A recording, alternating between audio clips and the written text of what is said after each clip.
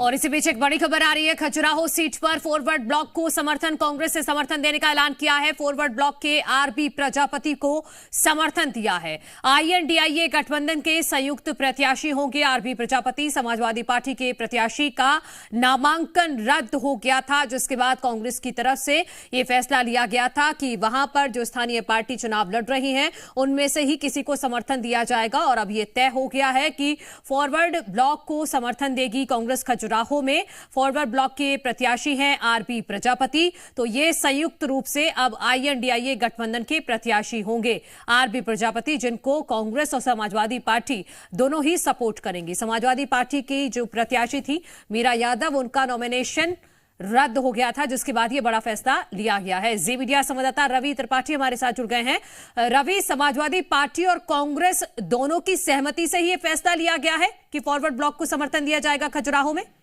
अब बिल्कुल जो जानकारी दी जा रही है कि कहीं ना कहीं आपसी सहमति बनी है, क्योंकि कैंडिडेट आपके पास था नहीं खजुराहो पे।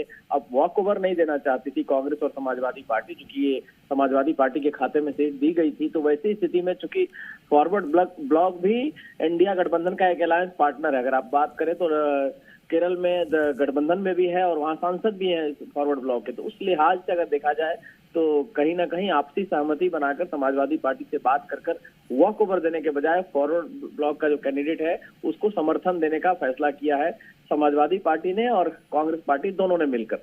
ठीक है रवि त्रिपाठी, बहुत शुक्रिया आपका तमाम जानकारी के लिए।